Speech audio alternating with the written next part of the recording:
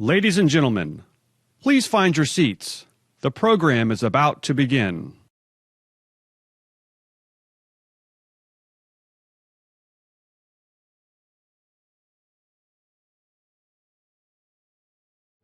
LSU Health Shreveport leads the way in educating our region's healthcare professionals, discovering medical breakthroughs, and providing specialized patient care to thousands.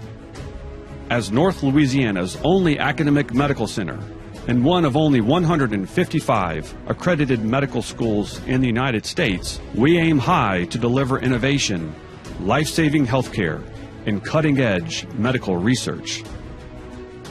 This year, we celebrated 50 years of excellence in medical education. More than 70% of the practicing healthcare professionals in our region were educated or trained at LSU Health Shreveport. Finding answers to medical mysteries through research is at the core of our academic medical center. Our NIH-funded scientists are working right now to unlock the mysteries of cancer, heart disease, and neurological disorders. Educating the next generation of medical doctors, allied health professionals, and scientists is at the heart of what we do. We have more than 1,000 students enrolled in 19 different degree programs who will one day deliver the healthcare of tomorrow and find cures for today's diseases. Our students volunteer thousands of hours each year in service to our community. This fall, we will open the Center for Medical Education and Emerging Viral Threats.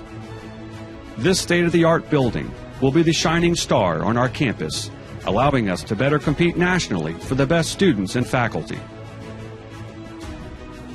This year marks the 5th anniversary of the Ochsner LSU Health Shreveport partnership. In this short time together, we have expanded access to healthcare and specialized medicine for all citizens of North Louisiana. The future is bright for LSU Health Shreveport and our community. Good evening, everyone, and welcome to an Evening for Healers. Feel free to take your seats. I know, again, the bar lines are a little long. We apologize for that, but it's going to be a great night.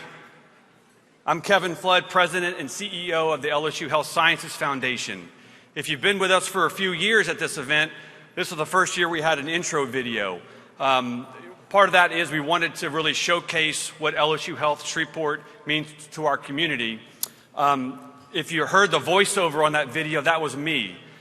So if you like that, you're good to go tonight because I'm the MC. If you didn't like that voiceover, have another drink and sit back. It's going to be a long night. But seriously, thank you for being here. It means so much to us as an academic medical center to have the support of the community.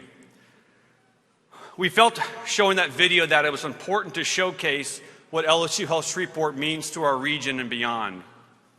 When this event was conceived 12 years ago, and even through today, we have always held true to the threefold purpose of this night. First, to honor our healthcare heroes and first responders. Second, to shine a light on LSU Health Shreveport. And third, to raise crucial funding to support its mission. As you saw in the video, our institution is so much more than a medical school. We train hundreds of physicians, allied health professionals, and scientists each year. Our faculty work to find cures to some of the most complex diseases. And with our hospital partner, Ochsner LSU Health Shreveport, we deliver life-changing patient care. Your support allows us to achieve levels of excellence that otherwise would not be possible with traditional funding. Thank you for being champions of LSU Health Shreveport and for being with us here tonight. Thank you.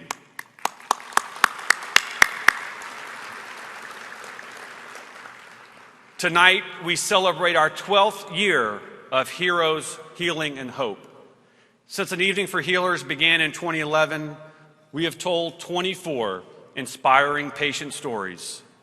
We've honored more than 800 of our community's most dedicated first responders, physicians, nurses, and allied health professionals.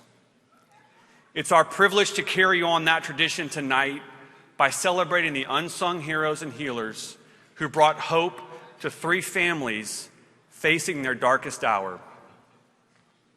Since its inception, An Evening for Healers has raised more than $4 million. That is a testament to you as a community in understanding the importance of not only this event, but this academic medical center. And I'm pleased to share that this year, we've set a record for the most funds raised in a single year to support this crucial mission. Thank you for all that you do.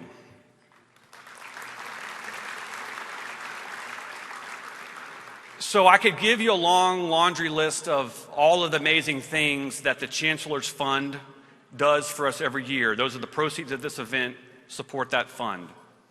But tonight, I wanted to make it a concrete reality for you. And so I want to talk about the difference that you made for 2 of our distinguished faculty members, Dr. Sherry Ann Nathan and Dr. Norman Harris. Dr. Nathan is chair of our otolaryngology head and neck surgery department, and she's a leading researcher in the area of skin cancer. And I can tell you she's a superstar in the world of ENT nationally and internationally. Dr. Harris, our chair of molecular and cellular physiology, is studying the physical effects of methamphetamine addiction. I think you see their pictures up on the screen. Our chancellor is committed to expanding NIH-funded research that happens right here in Shreveport. So to this end, from funds raised last year at this event, he created the Aim High Research Award, which gave $100,000 grants to Dr. Nathan and Dr. Harris.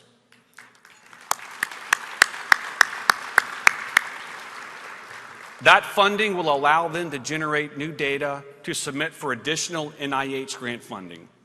These outstanding faculty members are making a difference in people's lives and putting LSU Health Shreveport on the map for research innovation, and you made it possible. Thank you.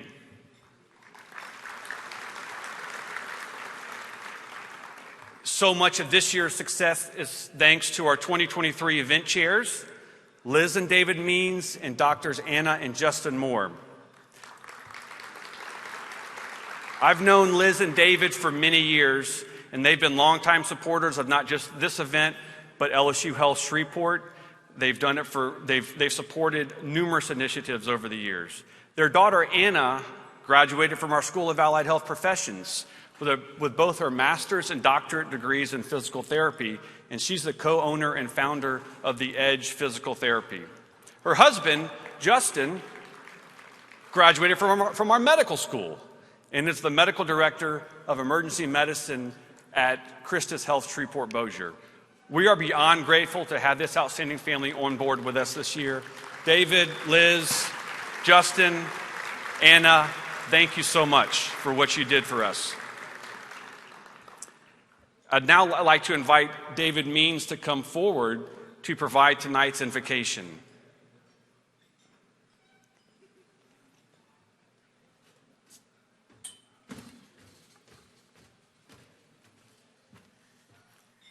Thank you, Kevin. Let's bow and pray.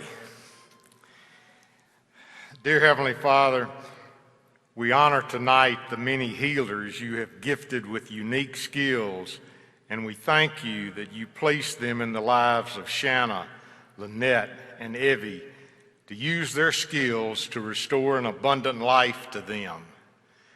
Father, we also honor the memory of Carrington Jones, Shanna's daughter, and pray that you will give Shanna's family and Carrington's caregivers the peace and the comfort that only you can give. Father, we also want to honor you tonight as our powerful healer and giver of life, both in this life and eternity through your Son, Jesus. Your name is above all names, and we welcome you in this place tonight. Thank you for those who came before us, to whom you gave the wisdom, strength, and courage to create the LSU Health Science Center Foundation. and who laid the foundation so that a night of celebration like this would be possible. Father, you're the creator of everything, and we thank you for the meal we will enjoy and ask your blessings on those who prepared it and for those who will serve it. Thank you for the generosity of all who have given to make this night possible. Thank you again for the privilege of honoring the first responders and healthcare professionals who made such a profound difference in the lives of Shanna, Lynette, Evie, and their families. I pray in the powerful name of Jesus. Amen. Thanks, David. That was beautiful. Before we begin the dinner tonight, I'd like to recognize some important people who are with us tonight. We have the privilege to have many of our past Evening for Healers chairs with us tonight. They've set the standard of what this event's all about. If you could all please stand up real quick so you can be recognized and be thanked. That's 11 years of leadership. I'd also like to thank the outstanding foundation staff and everyone at LSU Health Shreveport that made this night possible. If I try to name every person who had a hand in the event, I'm going to miss someone.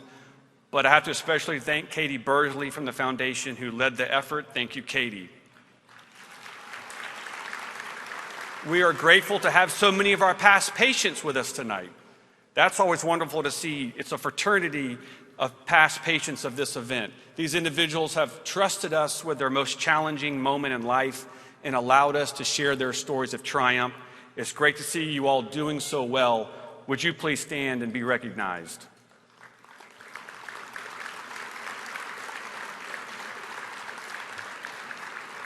LSU Health Shreveport is grateful for the incredible working relationship we have with our governmental partners and elected officials. At this time, we would like to thank the members of the Louisiana Legislature for their unwavering support of LSU Health Shreveport. Please stand or raise your hands to be recognized.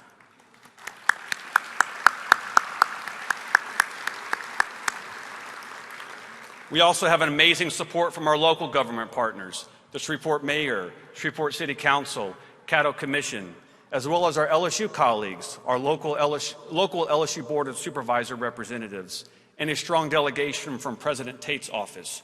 Would our government partners and LSU representatives please stand so you can be thanked? Thank you. I had the privilege of working alongside our LSU Health Shreveport Foundation board members, and I'm honored that so many of them are here with us tonight.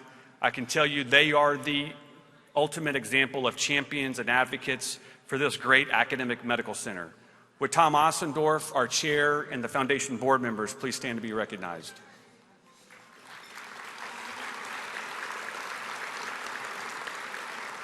And last but not least, but most important, as many of you all came in today, these wonderful young individuals showed you to your seats in their white coats. Our medical and allied health professional students, they're the reason we're here tonight. We're thankful that they're here in Shreveport getting an education, and we thank them for their volunteer time tonight. We'll now pause for dinner. We're serving 1,000 people, so let's all chip in and make this happen. So the service staff just asked that you please remain seated until your entree is served, and we'll get this going as quick as we can, and I will be right back. Thanks.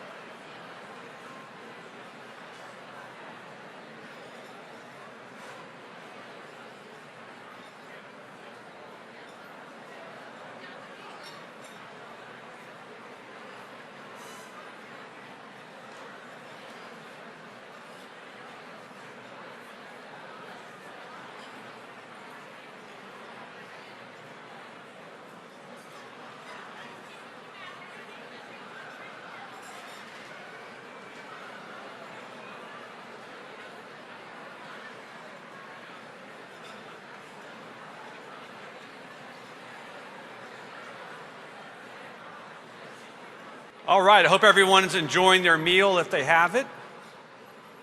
If not, it's coming soon. Please enjoy yourself. But we'll go ahead and get the rest of the program started so we can finish on time. So tonight we'll hear 3 stories of perseverance that will showcase a deeply compassionate and skilled group of healers and heroes. Every year, our hope is that you leave this building inspired, moved, and exceptionally grateful for this academic medical center, its role in our community, and the thousands of healers and heroes who are there when we need them. As I mentioned earlier, we're celebrating a record-breaking fundraising year of this event thanks to you, our sponsors. We've seen the names on the program, on the screens during dinner, as well as the signage out front. I can't understate that tonight simply would not be possible without you as sponsors. Thank you to each and every one of our sponsors for your partnership and commitment to ensuring LSU Health Shreveport is poised to continue seizing new opportunities in order to make our region a healthier place. Please join me in a round of applause for all of our sponsors.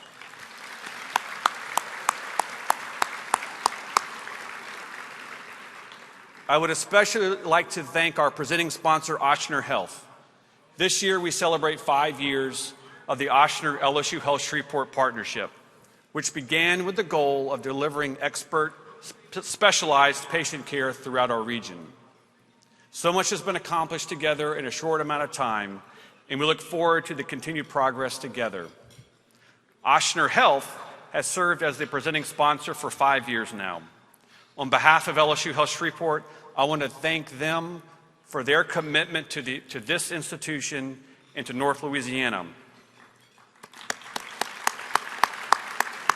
We're very grateful. With us tonight, representing LSU Health, is Mr. Chuck Daigle, CEO of LSU's Baton Rouge, Lake Charles, and North Louisiana regions. I'd like to invite Chuck to come forward to share just a few words with us.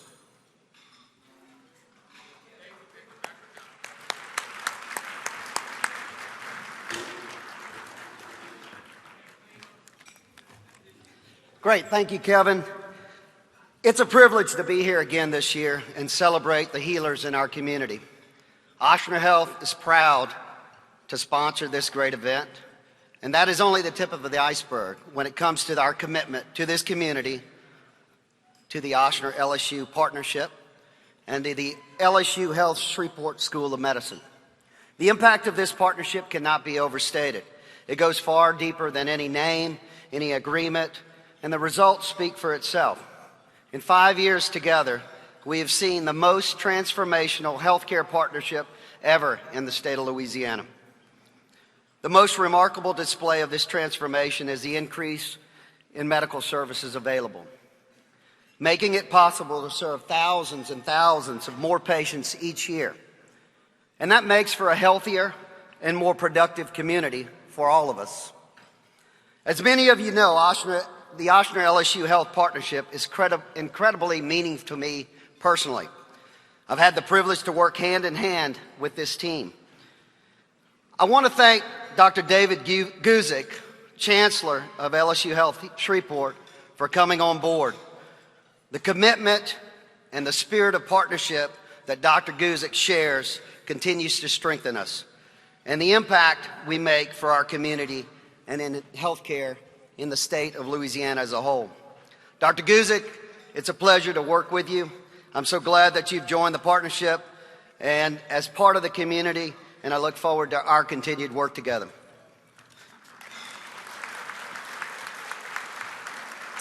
I could stand up here and share a long list of accomplishments of immense growth, advanced quality, technology, and more that are possible. But I know that we are all here to see stories of patients and their healers. These are the folks that do the real work in this community. These stories, what you'll hear from our patients, their loved ones, their care teams, demonstrate our work and our accomplishments far better than I could ever describe. The hard work and expertise and compassion of these care teams and how much that means to each individual they serve These stories, thousands like them every year, are what really matters. I will just add one thing. In 2018, Ochsner and LSU entered into this partnership. At this time, there were a lot of people that wondered, is Ochsner really here to stay? To be honest, some people still ask me that question. Our partnership is nearly 5 years strong. We remain committed to the health and wellness of everyone in North Louisiana. We're committed to medical education that creates our future doctors, nurses, and care teams, and we're committed to being a great research partner, developing and bringing innovative treatments to life. And we only exist because of our people, the individuals that give so much of themselves. The stories you'll see tonight embody the very reason for our partnership, to save and change the lives of hundreds of thousands of people each year. People see the buildings, they hear about the medicine, but tonight highlights a side that many don't know about unless they have experienced it firsthand.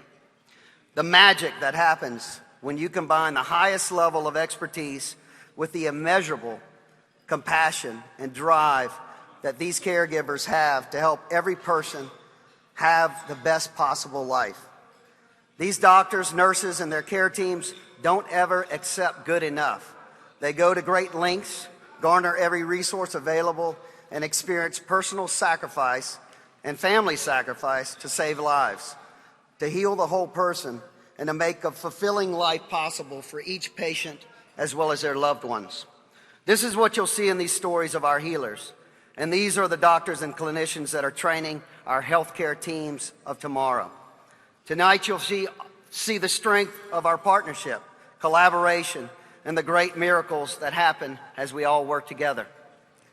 Thank you to everyone who is here supporting a great cause. We celebrate each and every one of you as healers in our community. Whether you're on this stage, whether you're in the audits, you help to save and change lives, and we are grateful for the work that you do. Thank you.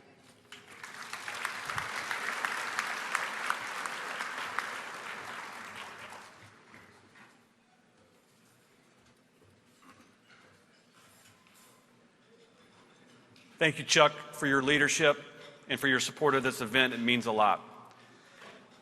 It's now my pleasure to introduce our new chancellor at LSU Health Shreveport, Dr. David Guzik. Dr. Guzik joined us this January and has literally hit the ground running since he arrived. I've witnessed it firsthand. He's quickly embraced the vision of excellence espoused by LSU President Tate and created the mantra of aim high for LSU Health Shreveport. He has a bold vision for our future and is working every day to make that vision a reality. Let me just tell you a little bit about him. Dr. Guzik is a distinguished reproductive endocrinologist and an academic health center leader. He served for 7 years as the dean of the University of Rochester School of Medicine and Dentistry, and for 9 years as the University of Florida's senior vice president for health affairs and president of UF Health.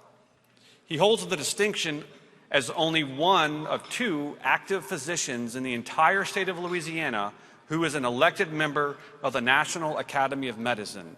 That's a big deal. We are honored to have him here with us tonight to share his experience, to experience his first evening for healers. I hope he's enjoying himself. I would like to invite our chancellor to come up and share a few words with us. Ladies and gentlemen, Dr. David Guzik.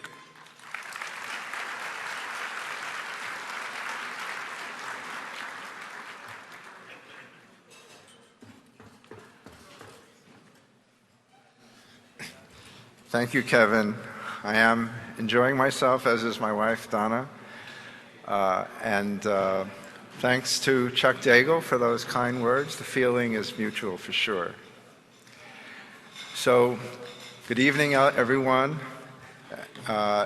It's an honor, truly an honor, a great honor to be here at this amazing, incredible event and to have been selected as the Chancellor of LSU Health Shreveport. Your presence and generosity in supporting our healers is one of the many reasons that I am so optimistic about the future of LSU Health Shreveport. As you've heard, my mantra since arriving in January is to aim high. Or maybe I should say aim higher, because the capacity for LSU Health Shreveport to accomplish even greater heights is so markedly increased because of such loyal supporters as you. So on behalf of myself and all of our faculty, staff, and students, I offer our heartfelt thanks to you, not only for your financial commitment, but for your steadfast support of our institution, dating back to those who fought for 15 years to get a medical school in Shreveport to begin with. We all owe a debt of gratitude to those individuals, as their foresight became the driver for the institution we are now all here to celebrate tonight. And speaking of celebrations, I hope to see you all again in a few months when we open our new $84 million campus centerpiece, which will transform the delivery of medical education, wellness, and the study of emerging viral threats. But tonight, we are here to applaud all those who deliver expert and compassionate care when it is needed the most. I offer my personal thanks to each of you being honored tonight, as well as the many healthcare heroes in the audience, for your irreplaceable impact on our community. Thank you.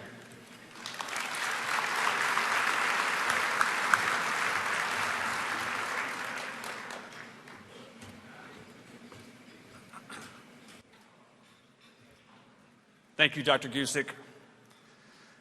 All right, so now let's begin the heart of this evening, the reason we're here, our patient stories. Our first story is not a typical Evening for Healers story. To be honest, we were somewhat hesitant to tell it, but it's a story that needs to be told. It's a story of loss. Not every patient that our healers and heroes touch survives. It's a fact that many of them deal with every day. But in even times of great loss and heartache, the care and love of our first responders, physicians, nurses, and allied health professionals provide is no less to the patients and their patients' families.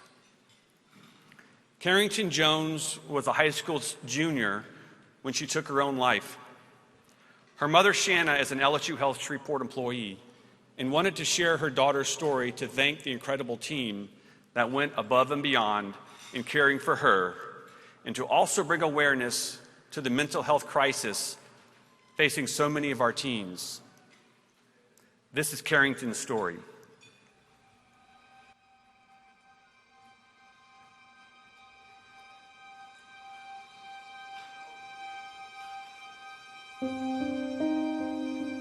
My daughter, Carrington, 16 years old, she was a junior at Byrd High School. She was really shy, but she was outspoken in a way. She always made us laugh. On January 9th, it was a typical day. And in that afternoon, when I got off work, Carrington was there, and we had a conversation. She went into her room. When I walked into her room, that's when I found her in her closet. She had hung herself.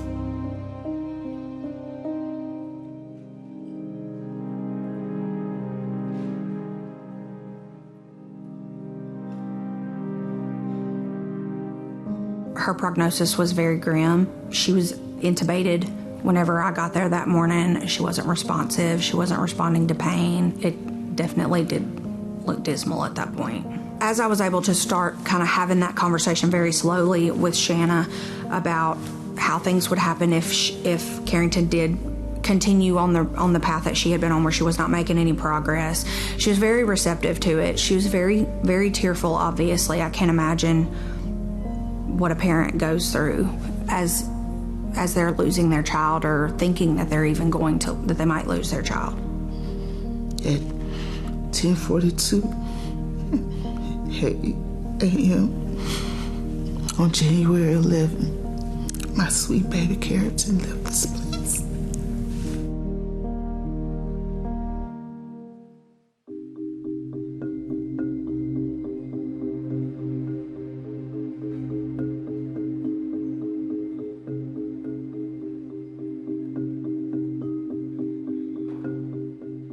There is an epidemic in teenagers these days. It's getting worse, not better. We've seen a steady rise in the stress reported by teens, and we've seen an increase in the rates of suicide. Talk to your kids. Communicate. Sit down and talk. Parents need to be aware of any changes in their teens' behavior, changes in sleep pattern, more withdrawal, a drop in grades. These things can be signals that there's a mental health issue. If a teen or a child begins talking about being a burden, talking about not wanting to live anymore, talking about death, these can be signals that the parent should ask deeper questions. Everyone needs to know that asking about suicide does not put that thought in anyone's head, and it can actually save a life. I don't know if I could have asked for a better group of people to take care of my baby.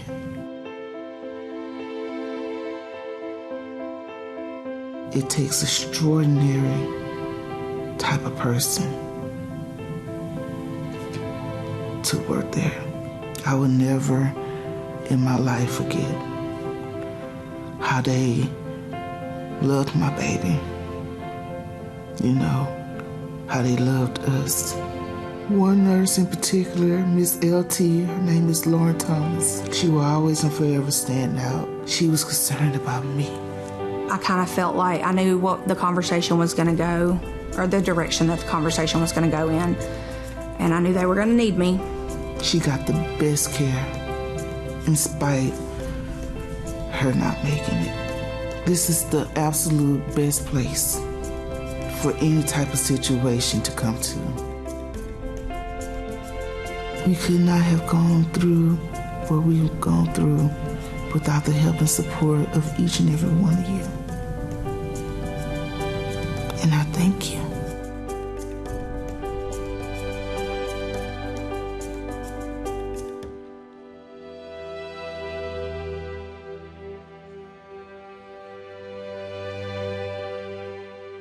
Consider counseling for prevention. Consider counseling to talk to someone to prevent problems. I highly recommend considering that if you think anything is going on. There is help for teens and for families facing this issue. We know how to support families going through struggles. Please ask for help.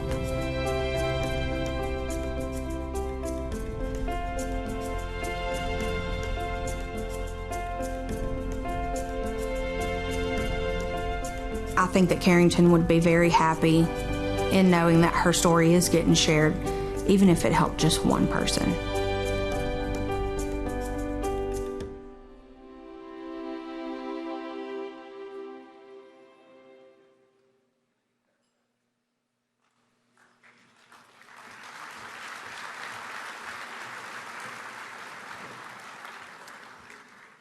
Shanna, thank you for your strength and bravery.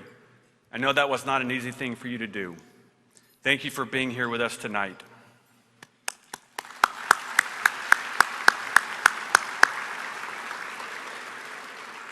For the first time in the 12-year history of this event, we are recognizing and honoring caregivers whose patient did not survive. So many of you in this room tonight know the pain of losing a patient. Despite the extreme difficulty, you continue to do your job with such compassion and care that the loved ones who remain will never forget the impact you made. We know that it is often the most challenging part of your work, and we recognize everything you do for your patients. Will the caregivers for the late Carrington Jones please stand to be recognized?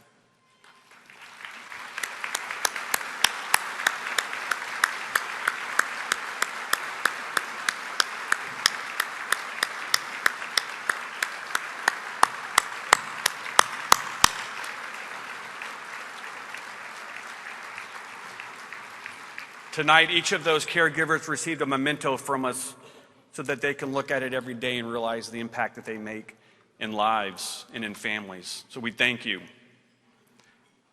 Now for our next story. Imagine waking up tomorrow and you cannot hear anything. Nothing. It's a frightening thought. This is what Lynette Moyer experienced in 2020. Thankfully, she was referred to a highly specialized team of physicians at Ochsner LSU Health, whose expertise gave Lynette her quality of life back through restored hearing. This is Lynette's story.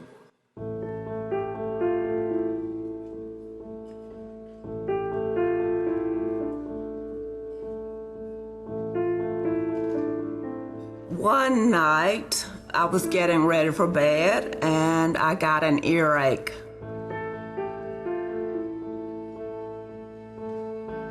The next morning, I got up, I had a slight headache. But I thought it would go away, so I got ready to take my walk. But the headache got worse and worse. And finally, I started to vomit. And I knew something was wrong. It was so intense that I couldn't even stand up. And she was sitting in that chair and she kind of said, I got a headache, it's kind of bad. I'm thinking COVID. I said, we probably ought to go to the doctor. I don't remember getting to the hospital.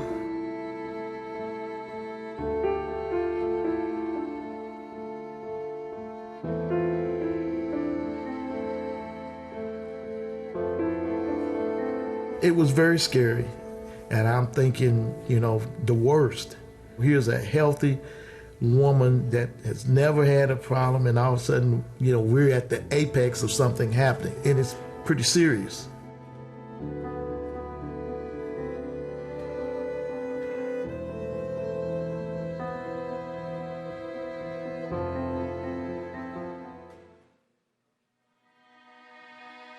I stayed in the hospital almost a week.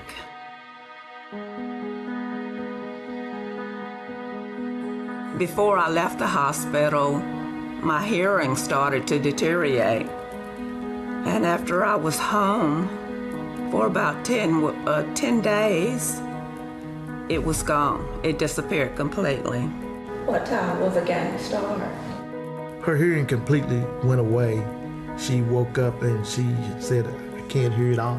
My husband called the doctors. They said they thought maybe the meningitis was coming back, so they told him to bring me back to the emergency room. When I got there, they did CAT scans and other tests, and no, you don't have meningitis anymore, but we'll send you to an ENT to check your ears to see what's going on. And he ran tests, did a hearing test, and he said, you are profoundly deaf. And the only thing that can help you would be a cochlear implant.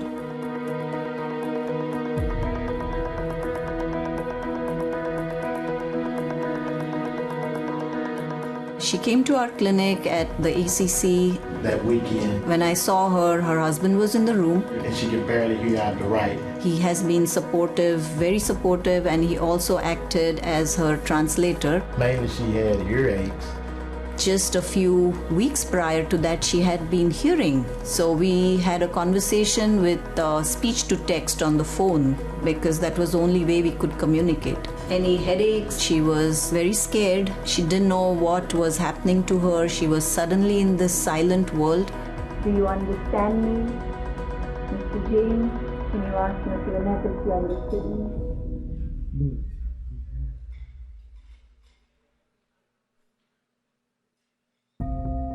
We know that meningitis can cause hearing loss. The inside of the inner ear is hollow. The fluid connects to the brain fluid.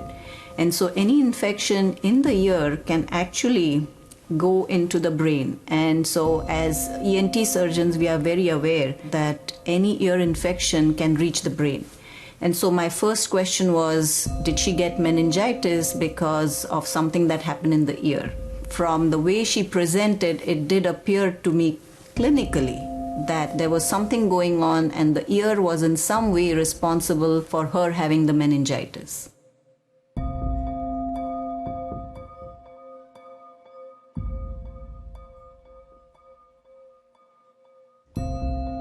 From the patient's perspective, living in a silent world is just terrifying, especially when you've heard until just yesterday. And this is the right side. They came to me for treatment of the hearing loss. Brain, and then hearing about all the other things was, I'm sure, very, very challenging for them. So they came to us for one thing but had to be treated for another thing. Once we had that diagnosis, we contacted the neurosurgeons and we formulated a plan of what we needed to do. And Dr. Mankakar had thought that she was a candidate for a cochlear implant, which would allow her to have some hearing, even despite the deafness. And so she was sent to me with the intention that we'd have to do a few surgeries for her. And the first surgery that we planned was to do a cochlear implant and to repair the leak on one side of her head and then go back and do the other side. I was seeing her for a cochlear implant evaluation. The cochlear implant evaluation is a process where we put hearing aids on a patient and evaluate how well they do with amplification. Based on your hearing test, Miss Lynette didn't do very good at all, even with hearing aids. okay, I think she was 0% understanding even with traditional amplification. implant. She was a candidate for a cochlear implant. The primary aim of surgery was to prevent the CSF or brain fluid leaking and causing her any further episodes of meningitis. And the secondary aim was to restore hearing. So when we went in, we expected to see a defect, yes, but we didn't expect to see that extensive brain tissue in the ear, significant inflammation. So that was very unexpected. And it was difficult to get past it, to look into the ear to find the area where we could put in the stent and at the same time repair that defect.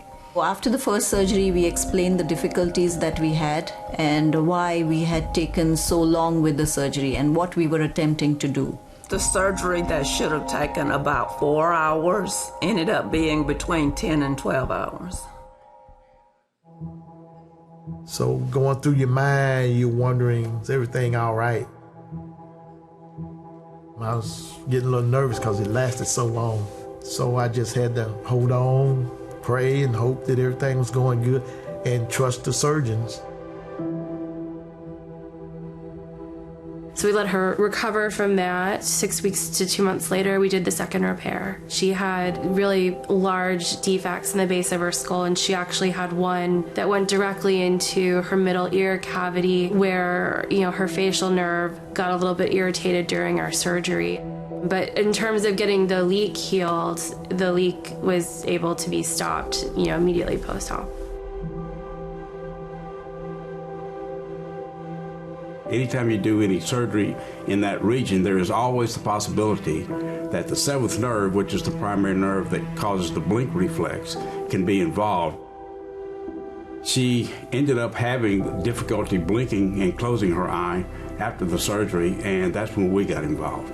She had a poor blink reflex. She could close the eye partially when she forced it closed, but not all the way. She couldn't blink. The eye would get dry. How is your vision? And the blink is absolutely necessary to keep the eye moist. When the eye gets dry, there can lead to other complications. For instance, it could lead to a corneal ulcer, which could lead to a perforation and even possibly a loss of the eye if things aren't taken care of. If we were not able to keep it moist enough, then we're going to have to go to something called a lid load, possibly sew the eyelids together temporarily or even permanently in some cases. We decided to increase the amount of topical medications that we'd put in, something for the dryness. So we increased her to eye drops every hour, and we increased ointment to the eye, particularly at bedtime, and even taping the eye closed to try to offer more coverage for the eye during the night. Very good. They were very pleased that we were not going to have to do any procedures. And I think the fact that her vision continued to slowly improve was a good sign for both of them that she was going to do well. Miss Moya's husband was really a godsend. He is, I think, the primary reason that she did so well in her recovery as far as the application of the drops and the ointment. He insisted, I'm sure, that she take it as directed, and I'm sure he did a very good job of it because over time we could tell the progress and that the cornea was not as dry as it had been and it was recovering. Once she recovered from the second surgery, the discussion I had with both Lynette and her husband was that we will give enough time for her to recover from that surgery. We'll repeat the imaging and see if the cochlea is still patent for us to put in the implant, and then we'll go forward. So I was involved in the third one when they placed the cochlear implant. And that one was a straightforward general anesthesia.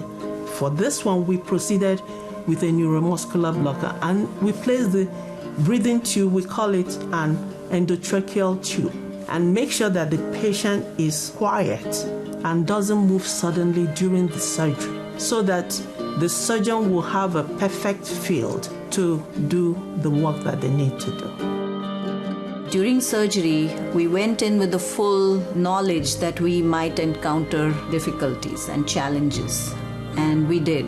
So the cochlea had started to get scarred. It was difficult for us to get the implant in. Typically, we can get in full insertion of all the electrodes, but in this case, we were only able to get partial insertion because of the scar tissue. And there was a long conversation with her as well as with James that we couldn't predict the hearing that she would gain after the implant. She was ultimately implanted in October of 2021, and then a month later, roughly, is when the external processor is turned on. I saw her again, and we activated it and gave her sound again. Miss Moy, Yes. can you hear me? Yes. We actually hear with our brain. And so what the electrodes of the implant are doing are they're stimulating the nerves in the inner ear. But the brain has to interpret that stimulus sound as words. That rehabilitation is very individualized. Some patients can do it very quickly and some just take a lot of time. At her 1 month post-activation appointment, Miss Lynette's understanding was 6%. She went from 0 hearing to December of 2021. Her hearing was in the normal to mild range, and her understanding was already 6%. So that was very positive. Do you need me to help you do anything? No, I think I got it.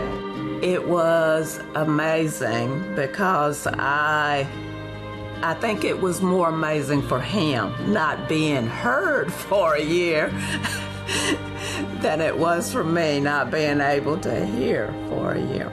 But it was amazing to be able to hear anything or to have a conversation. We still talk. The thing is, she can turn me off at any time. She'll pull it out. They were just the sweetest, strongest people. She went through a lot with all the surgeries. And I know it was disappointing after the first one that they couldn't do the cochlear implant, and then definitely disappointing when she got the facial weakness after the second surgery that we did. Through all of it, she just kept high hopes, high spirits, and suffered every punch like with a smile and rolled with it.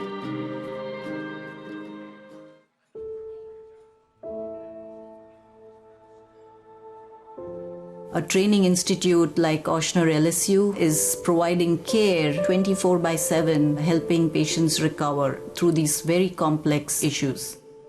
It makes me feel good to be part of a great team because, nobody did it by themselves. It's a group of individuals and, of course, the patient and the family themselves. So it makes me feel great as part of a great team. Let's go ahead and connect the processor. Thank you for putting in the time and the energy and the creativity to get me to where I am. When you hear sounds coming from this speaker, I'd like for you to press that button for me, okay? Even if they're very soft. If it hadn't been for their creativity, I might not have been here. 2 times in 2 months, I was close to the end. I remember the first surgery. My wife, of course, could not hear. She was laying on the ground in the room. They had given us a room before the surgery. Dr. Mankikar came in, and my wife looked at Dr. Mankikar, and she said, "Dr. Mankikar, I don't want to die." Dr. Mankikar took her hand and said, "Baby, you're not gonna die. We're gonna take care of you." That's the kind of caring that we had. We were just thankful that they did a great job.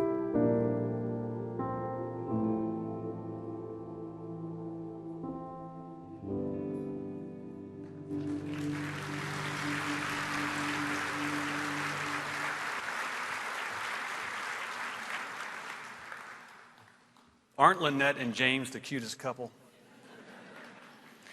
What an amazing story of triumph. It's really about multiple disciplines coming together, making a plan and making a difference for a patient. Lynette, we are so happy to have you and James here with us tonight. Would Lynette's healers please stand and gather outside the hall? Foundation staff will escort you to the stage. Let's give them a round of applause.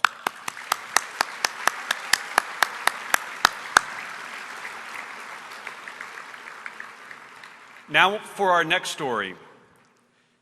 Evie Hilburn was enjoying a fun night with her friends when she got into an accident that would change her life forever. Pafford Air flew her to Ochsner LSU Health Shreveport, where the trauma team quickly went to work. The next 26 days were a roller coaster, but even Evie's team of healers and Evie never gave up. This is Evie's story.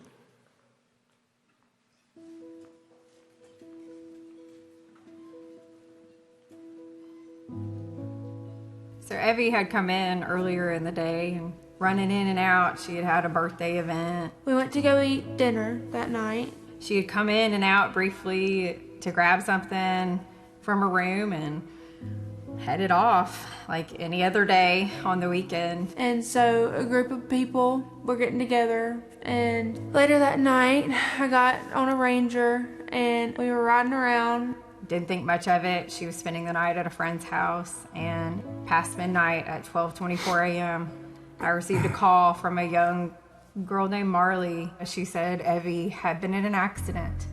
It rolled over, and the first thing I remember happening was I remember just trying to get up, and I couldn't. I had no feeling at all, and I was trying to move, and I couldn't think of anything else other than the fact that I was paralyzed. But for whatever reason, I was very calm about it. I wasn't freaking out. I was put in the back of a truck, and they brought me to the hospital. I just remember you screaming with this voice, this panic. And you said that Evie's been in an accident, get up. They were in Bastrop at Morehouse General. About 45 minutes away. She can't feel her legs. That's all the information I could get. And then I immediately pick up the phone and call David, Evie's stepdad. He looks over at me and says, "It's Megan, Evie's been in an accident." And I'm like, "Well, what happened?" "Well, we don't know." At this point, we don't know if it's a broken finger or if she's cut her leg or, we just have no idea. I knew in my heart that it was not good. We just raced there as fast as we could. I walked into admissions. The doctor comes out to tell us what's going on. And she grabbed my arms and she said, "Evie broke her neck." And I broke down on the floor, screaming and crying. And she's on the phone with me while that's happening. And I hit the floor at the same time. It's just heart-wrenching. The sound of her screaming. It was the most painful thing I think I've ever heard. At that instant, you just know life has changed forever. And then the doctor told me I had to get it together so I could go see Evie. We go straight back to the room, and Evie was laying on the bed, and what shocked me the most is that she was so alert and talking and smiling. Chris was on the phone and saying, we're getting her out of here. There's a helicopter on the way, and the lady said, "Well, I'm looking at Rapides General or LSU," and I was like, "Oh no, LSU, we're going to LSU." Megan called the second time and said, "We're still not sure the extent of her injuries, but we do know they're airlifting her to Ochsner LSU." I was like, I'll be there. I remember getting a call as an interfacility transfer. We arranged to have the ambulance take her from the emergency room and meet us at the airport in Bastrop. So when we landed, the ambulance was there with her, and that's when I saw her. She was laying there, with the seat collar on, and she was awake. I was like, we won't wreck the helicopter, will we? And they were like, of course not. You're in good hands. They calmed me down so much, and everything felt like it was going to be okay. They never shut the helicopter down. It was so fast. I've never seen it go that fast. The sooner you can get someone to a trauma center to where you can have some neurologists, some trauma surgeons there, the sooner they can correct the spinal cord injury that she had. A flight from Bastrop to LSU is about 35 minutes, depending on some other factors, winds and things like that, but a drive is right at 2 hours. That was the most excruciating drive. We had a flat tire sensor come up. We had to pull over and see if we had a flat tire. I mean, it was hell. That drive felt like it took 5 hours. So we landed at LSU. They had actually some physicians out there waiting on us. We offloaded her, and she was still talking. We offloaded her onto the cot and transferred her over. So we have a multi-pronged machine that goes off once a patient hits the doors. This is what we call a trauma activation. She was the highest level of activation, which is a tier 1, and what comes with that is a ton of hospital resources and a ton of hospital personnel. So there's multiple ER physicians there, the trauma surgery team is there, the blood bank brings blood in case the patient's bleeding, the respiratory therapist shows up, the CT technologist shows up so we can know and expedite what kind of CAT scans the patient needs to get to the bottom of all the injuries. Drawing blood from one arm, getting blood pressure on the other arm, it's a lot of cogs in the machine. Before the time they hit the door, they need to be out of that room, have everything assessed, and be on their way either to surgery or to the CAT scanner to kind of find out what exactly is going on. It was decided I needed to go into surgery, and I wanted to say goodbye to my parents before. The first time I had seen Evie at all was when they were, rolling her to surgery. We were all able to see her in the hallway as she was rolled. I think that's the first time I saw Evie really a little bit upset. She was crying. And she was in the hallway, and it was such a big hallway. I don't even think we were supposed to be back there. And this sweet nurse, Olivia, she was so sweet, was sitting there, and these other nurses holding Evie's hand. And she said, "Dad, you think I can go to prom next week?" We said a prayer in the hall. It was all the nurses, the medical team, all the doctors. They all stopped and took the time to do that with us. How comforting. So then we rolled to surgery. In terms of her injuries, the main one certainly was the spinal cord injury. That happened at the C7 level, which is at kind of the top of the back, bottom of the neck area. She did have a broken bone in that first bone of the thoracic spine, which is right below the neck. She also broke her shoulder blade or her scapula on the left side from the impact. There were a couple bones and breaks, and obviously a lot of other issues going on in terms of the lungs and other parts of her care that happened after an injury like that. But the main injury was the spinal cord and that bone in the upper back. The neurosurgeons were able to stabilize the bones of the spine to prevent any further damage. She had sort of woken up and in a little discomfort and all those things that happened with being injured the day before and having a big surgery, but all in all was looking pretty good on the first day. Made it through the surgery, and so of course that's a huge relief. The neurosurgeon wanted to meet with all 4 parents to let us know the results.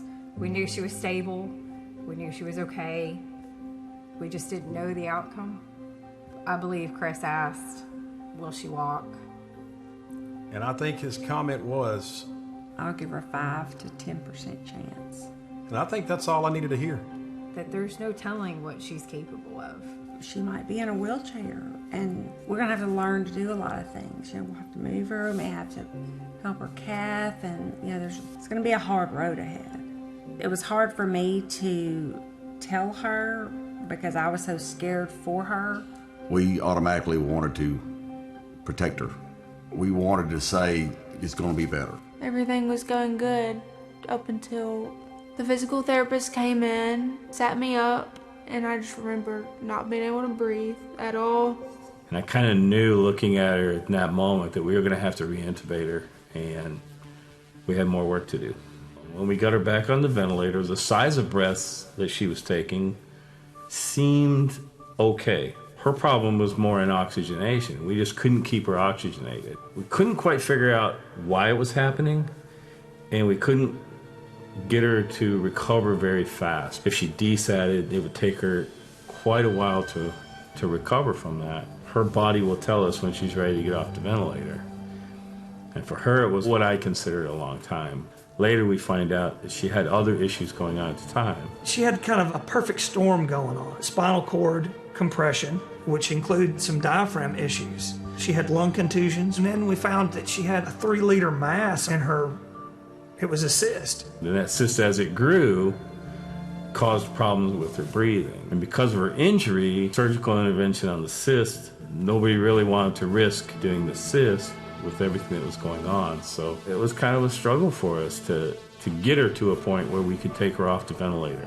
Whew, it was a roller coaster. Of course, when you see someone with this spinal injury, you think that's going to be the biggest problem, especially when she was extubated and talking and doing so great. So then for her to have to be reintubated was very scary, and it was definitely viewed as a setback, even though it was just normal course for her injury. But thankfully, with some time and some really great respiratory therapists and PICU and trauma attending doctors, we were able to get her extubated. So the next thing I remember is after they took my intubation tube out, whenever my dad and my mom and everybody came in and we talked, and it seemed like everything was going good. I remember just being so happy that all my friends and family were there. She wanted to communicate, so I try to give her a board, but when you're under a lot of sedation, your communication skills aren't that good. And they're recording us, and she's wanting to fist bump with me.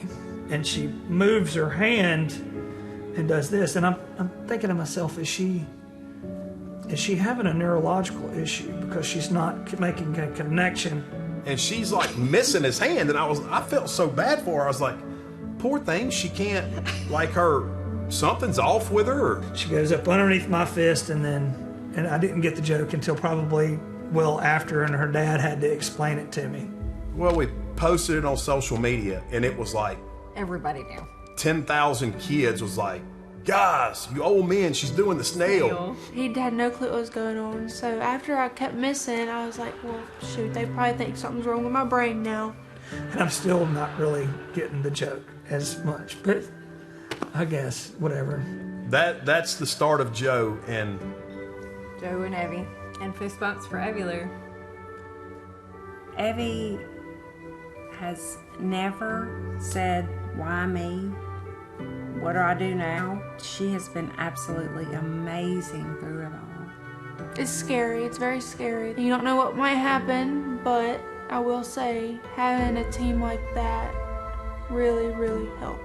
The hardest thing in the beginning was not being able to talk. The hair was another big thing. Dr. Amber would come in and she spent, 17 hours getting all the knots out of my hair. She'd come in on her days off. She'd come in after her 18-hour shifts and stay there till 10 o'clock at night. They became family so fast. She was in the hospital for 28 days. When you have a patient that long and you know that you're going to transition them into a rehab, you want them to be as prepared for that rehab because their care is going to change. I remember Dr. Eaton coming in, and he had a heart-to-heart with me. And he said, and I remember this day, he told me, you're going to have to work for getting your legs back and being able to walk again. So they consulted us to start trying to work on getting her moving, working on her upright tolerance, and getting her ready to go to the next level of rehab. And we initially were just trying to work on setting her up on the side of the bed, working on her upright tolerance, as well as her upper extremity strength, feeding herself, getting to where she can tolerate being upright, so then eventually they could work on getting her into a wheelchair. And her parents all did a great job of doing the range of motion of her legs throughout the day. So then we didn't have to do that because they were doing such a good job of that. This is a huge change in her life. Mom, dad, and both step parents so involved. They really rallied behind her, gave her the encouragement she needed, and she had a great support system, and so many friends and family came and visited while she was here. Anytime we have a patient that comes in with a spinal cord injury, our goal is for them to go to a spinal cord rehab. They're able to spend more time and have so much more equipment that is specialized to that diagnosis. Once medically she was stable and they found a place that would accept her, we were scared to leave. We were. Because we felt safe there. It was like our home. Evie did not want to leave. But we were so safe in our little bubble. So the morning that we left, she had no idea what was fixing to happen. And all of a sudden, the hallway started to fill up. There were people that came in on their off days, and they made this huge banner. And they came in, and they all got to say their goodbyes. And they all stayed there, every one of them, until all the way through the doors, and a few of them went all the way out with us. It's hard leaving that environment of care because they set the bar so high. Healing happens there in that building. Never once did we question, was she in the right hands or was her care the right care?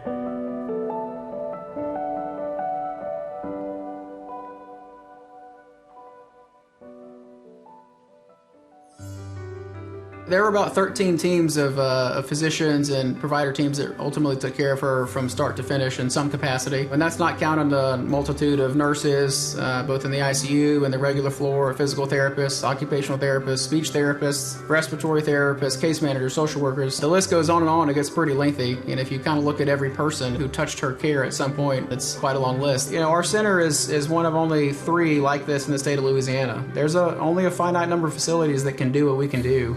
We pull patients from a huge area that are obviously at a pretty pivotal and scary time in their life, and we do our best to turn that around and get them back to normal. So I think a center like this is invaluable. All of the resources and the best available doctors, nurses, providers, every specialist in one place at one time. Ochsner LSU absolutely saves lives, and in Evie's case, we gave her the absolute best combination of care. Truly multidisciplinary in the sense that everyone just really worked together for what was the absolute best for the patient, which is what we do for all of our patients. There were lots of different people playing a role in her care. Amazing. They do amazing things. You know, we just felt like family. Like, those people are angels. They are. She was well loved. Thank you from the bottom of my heart for loving my baby. And us. Thank you. Thank you for never giving up and for doing everything that you could possibly do to help our daughter. It was more than a job to them. There's not really enough words. I wish I could just have every single one of them so I could just tell them how much they really mean to me. Everything they did for me, physically and emotionally. I'll never forget them.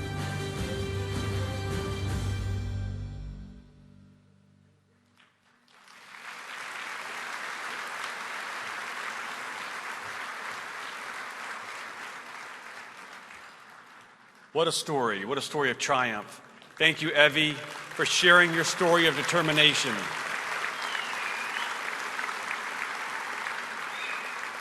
We're so glad to see you doing so well and honored to have you and your family with us tonight. Would Evie's healers please stand and gather outside the hall?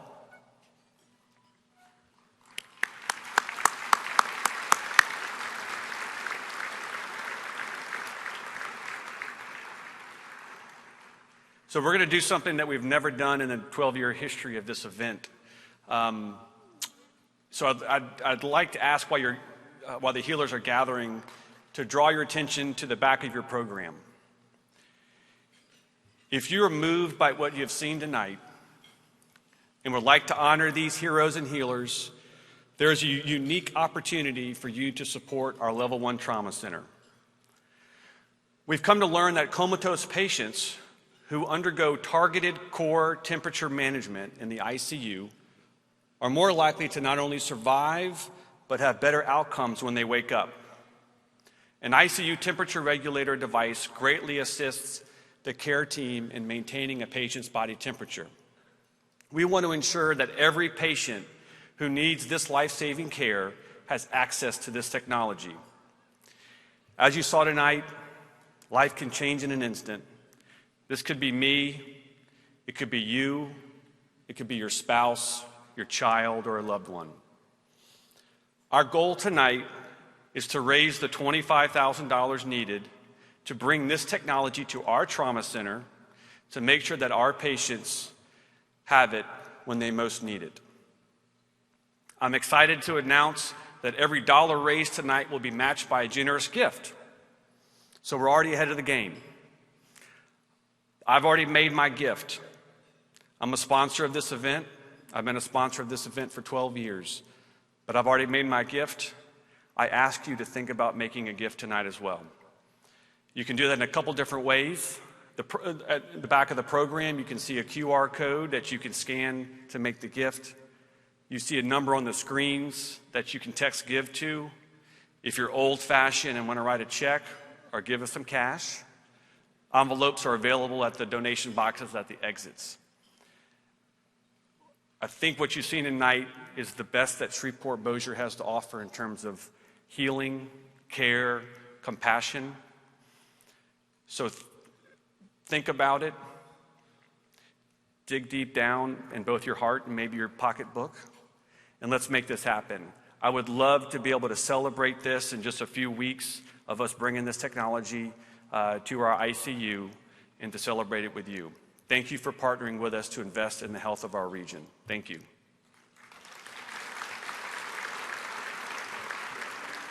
At this time, I'd like to invite my colleague, Lisa Babin, Executive Director of Public Affairs, Communications, and Development for LSU Health Shreveport, to the stage to present tonight's healers. I'd also like to invite Dr. Gusick to come on stage as well. While the healers are gathering, I want to recognize CRM Studios.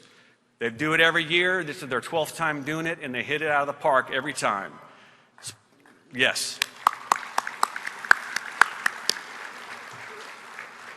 I want to thank the team over there, Greg Lawrence, Kevin Alexander, Colby Doler, for producing outstanding videos. Thank you so very much for using your talents to tell these stories. An evening for healers simply would not be what it is without that team.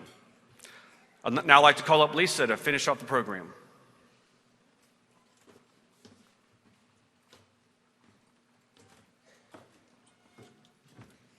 Thank you, Kevin. It is our hope that this 12th annual Evening for Healers has once again demonstrated clearly to you what a critical asset LSU Health Shreveport is to our community.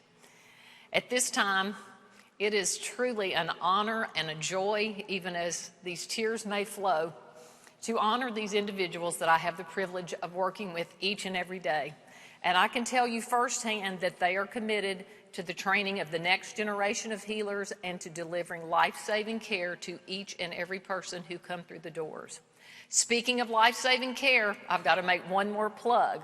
Don't forget that you have an opportunity to contribute to life-saving care by making a donation toward the ice temperature controller that will be used in the ICU at Ochsner LSU Health Shreveport, which also allows our students and residents to train on the latest technology. It is now my joy to introduce our very deserving healers. I am asking in advance that they forgive me if I mispronounce their names, because as you hear them, you will know that that is bound to happen. Let's start with our healers from LSU Health Shreveport. Chair of Ophthalmology, Dr. William Bird.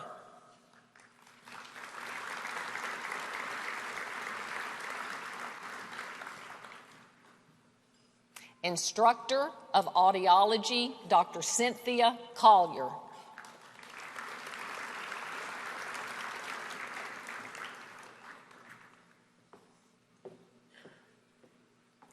Chair of Radiology, Professor of Neurosurgery, Neurology, and Radiology, and Director of Neurointerventional Surgery and Director of Neuroradiology, Dr. Hugo Cuellar.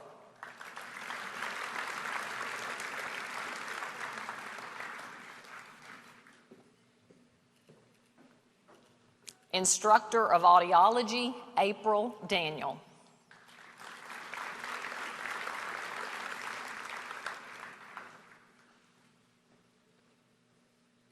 Assistant Professor of Radiology, Dr. Luis de Alba.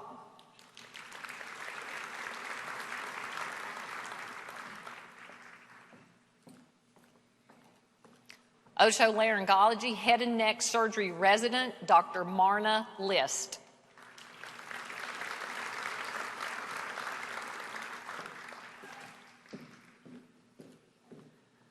Assistant Professor of Otolaryngology, Head and Neck Surgery, Neurotology, Dr. Gari Mankakar. Assistant Professor of Anesthesiology, Dr. Jibin Matthew. Associate Professor of Anesthesiology, Dr. Shizoba Mazari.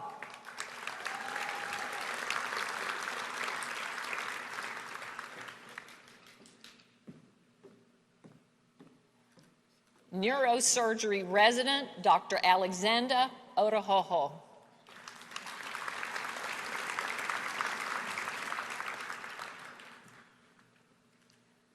Assistant Professor of Neurosurgery, Dr. Ami Savadeker.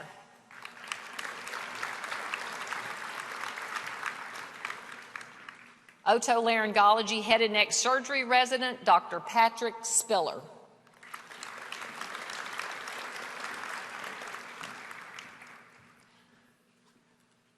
And from Ochsner LSU Health Shreveport, Nurse Valerie Guerrero.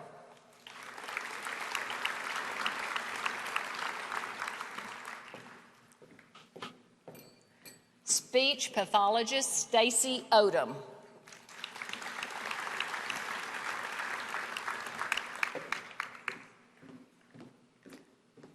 OR surgical tech Danielle Robertson.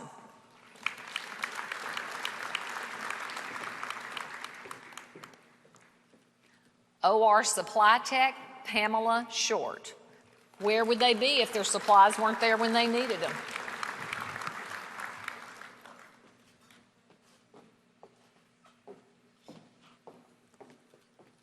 OR nurse Juliana Urish.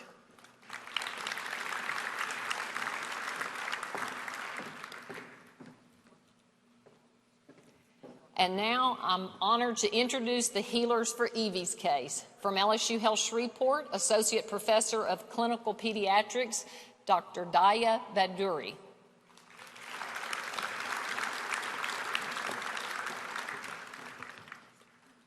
Professor of Pediatrics, Dr. Marlene Broussard.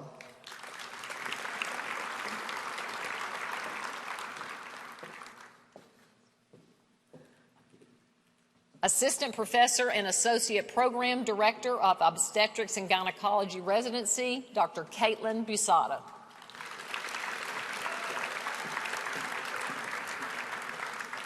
Assistant Professor of Clinical Surgery and Co-Director of the Trauma ICU, Dr. Brett Chapman.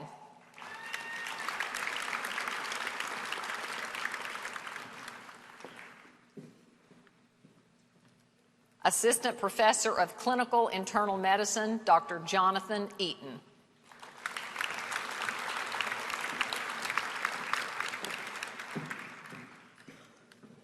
Assistant Professor of Neurosurgery, Dr. Stanley Wong.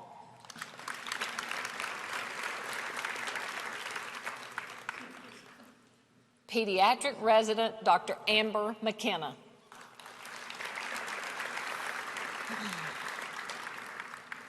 Neurosurgery Resident, Dr. Alexander Otahoho. Twice. It's impressive. Associate Professor of Pediatrics, Dr. Marco Quispe.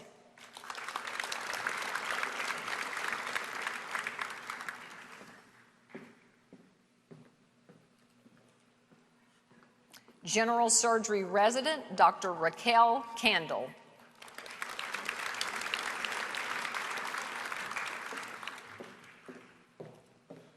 Assistant Professor of Clinical Pediatrics and Division Head for Pediatric Critical Care, Dr. Janet Lynn Rossi.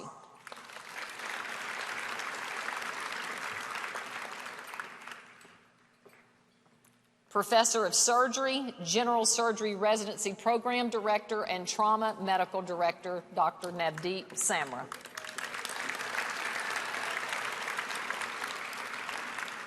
OBGYN Resident, Dr. Britton Thibodeau.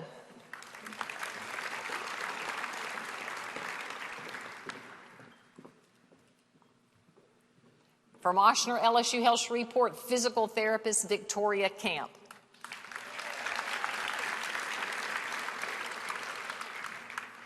Pediatric IC nurse Joe Conger.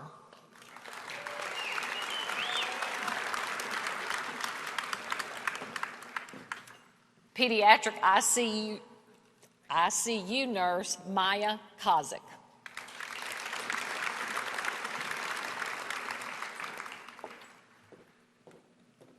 Transfer center nurse Annette Fleming.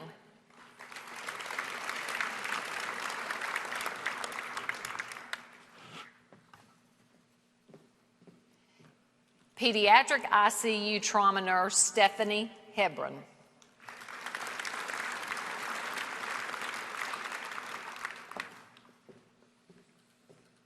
Trauma nurse B. Lanius.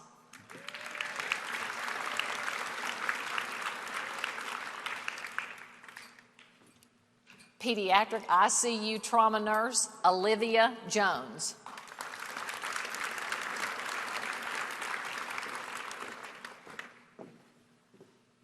Pediatric ICU trauma nurse Vanita Lanier.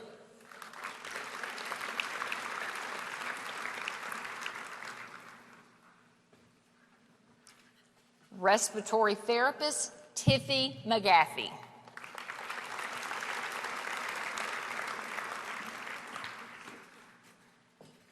Pediatric ICU nurse Carolyn McKee.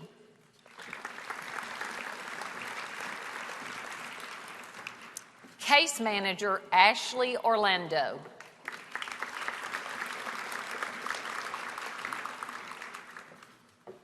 Cardiopulmonary technician Troy Skulben.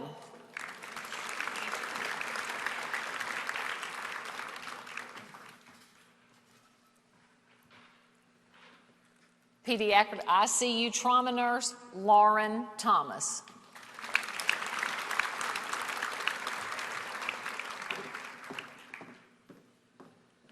And from Pafford Air One, flight medic Tommy Anderson.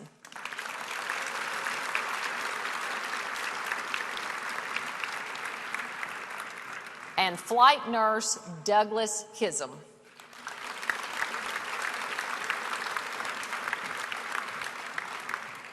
Ladies and gentlemen, please give me a warm round of applause for our 2023 Healers and Heroes.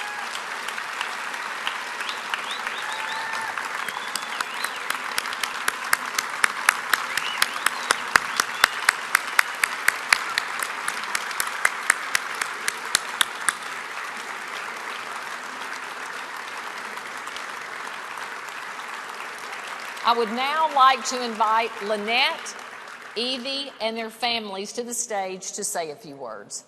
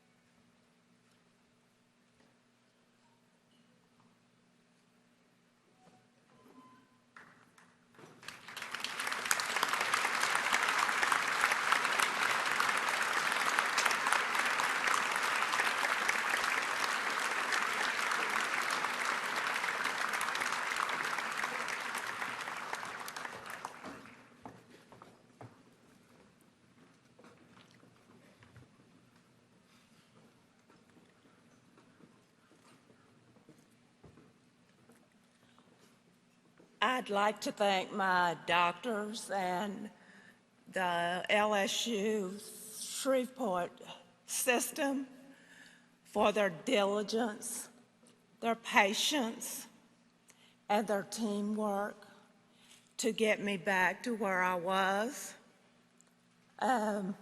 It's not perfect, but it's good enough, and I appreciate it, and I thank you all.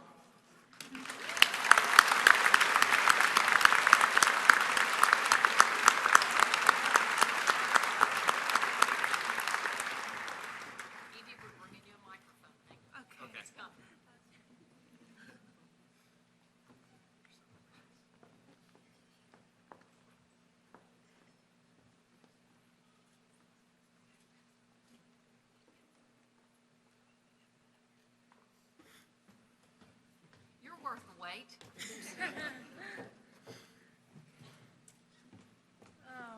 I don't think I could have chosen a better group of people to take care of me. They all know that. Most of them are like my best friends now. Right, guys? A lot of people can't say that they loved staying in an ICU like I did. Ask Dr. Broussard. She had to force me to leave. But that's because of all these people. They'll be my family the rest of my life. And there's a lot that aren't up here. So yeah, thank you guys. I love y'all.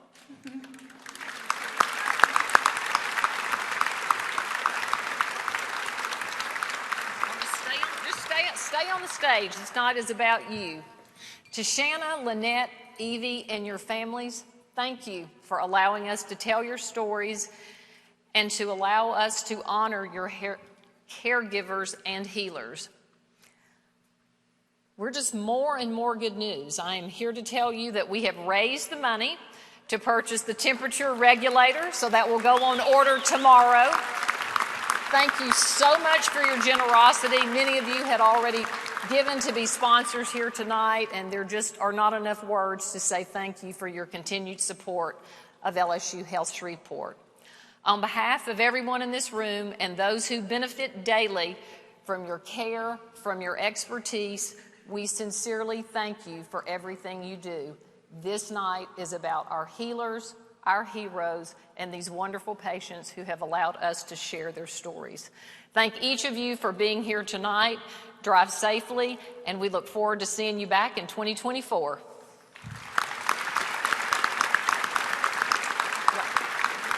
Everybody stay on the stage for photos, so y'all stay on the stage.